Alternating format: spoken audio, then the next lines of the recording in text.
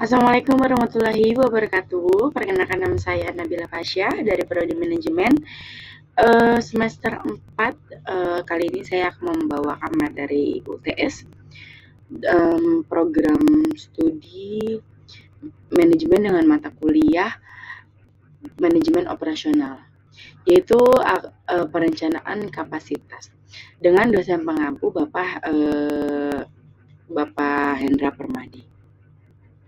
Berikut materinya akan saya jelaskan. Materinya ada capacity, design and effective capacity and strategy, capacity consideration, managing demand,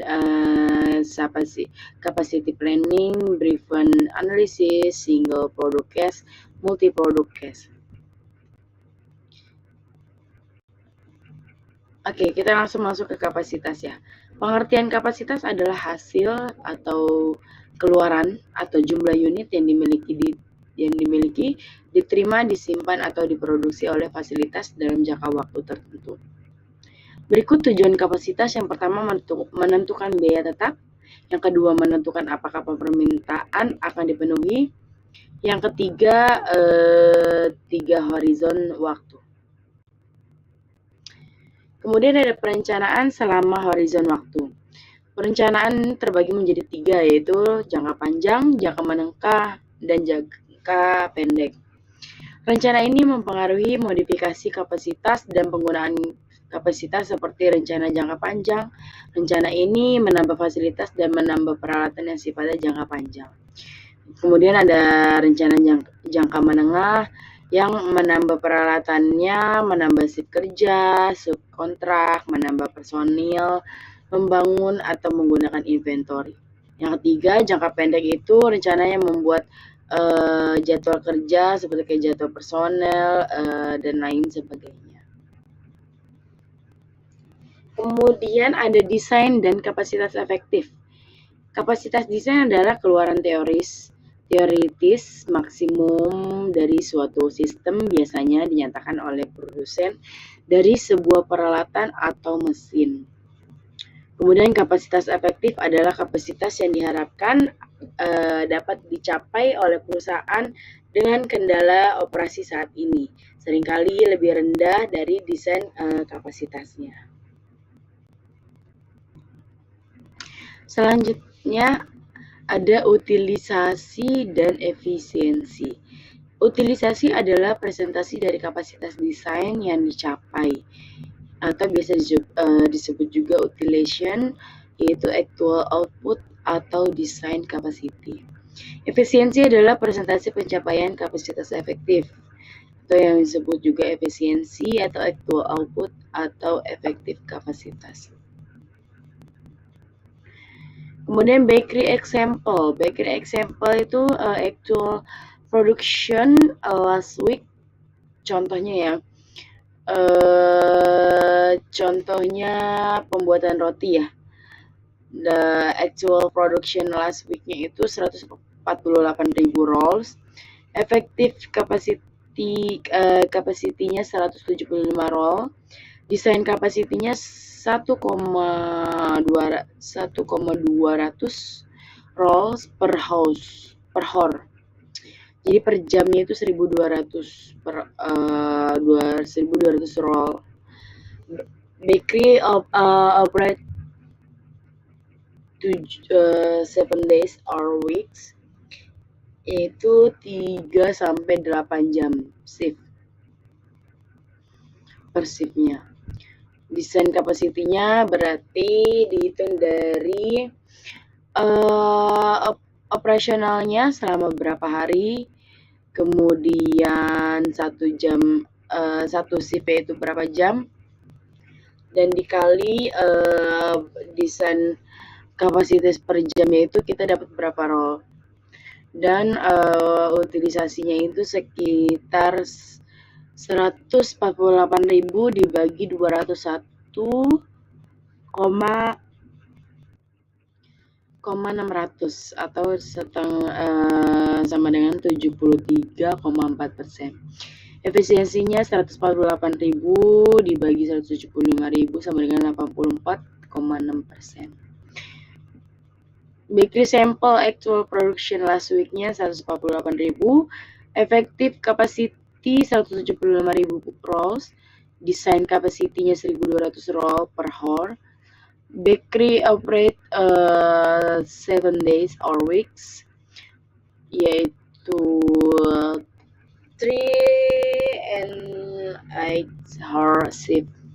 Efisiensinya 84,6%, efisiensi of new line 75%, expect outputnya itu effective capacity dikali efisiensi sekitar 175.000 dikali 75 yaitu 131.250 roll. Kapasitas dan strategi. Keputusan kapasitas berdampak pada keputusan manajemen operasi serta area fungsional lain dari organisasi. Keputusan kapasitas harus diintegrasikan ke dalam misi dan strategi organisasi.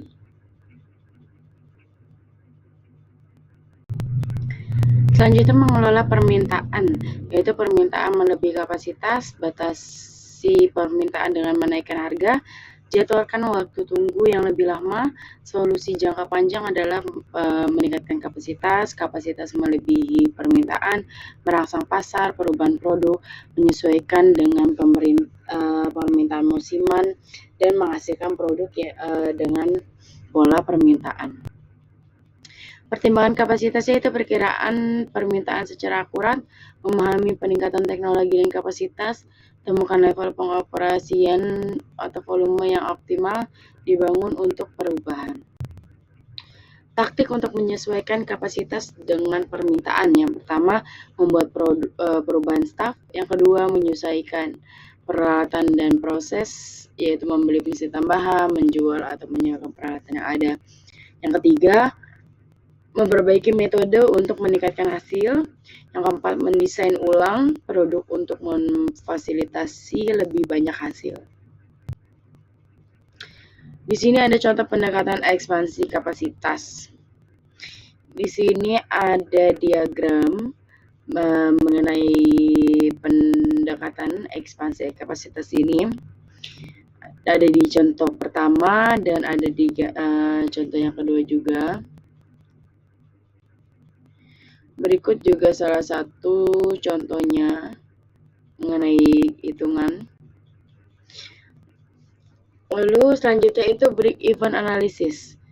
Break-even analysis itu teknik for evaluating process and equipment alternative. Objective is to find the point in dollars and unit at which cost equal revenue. Require estimation of fixed costs, variable costs, and revenue. Break-even analysisnya itu biaya tetap adalah biaya yang harus terlanjut meskipun tidak ada unit yang diproduksi, dan depresiasi, pajak, hutang, pembayaran hipotek. Biaya variabel adalah biaya yang bervariasi dengan volume unit yang diproduksi, seperti tenaga kerja, material, porsi utilitas. Kontribusi adalah selisih antara harga jual dan biaya variabel. Berikut ada break-even analysis. Asumsinya itu biaya dan pendapatan adalah fungsi linear.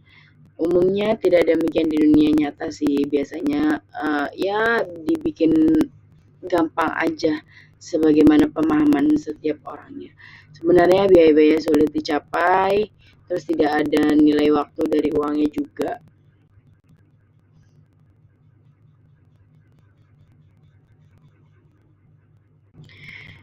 Selanjutnya multi product case.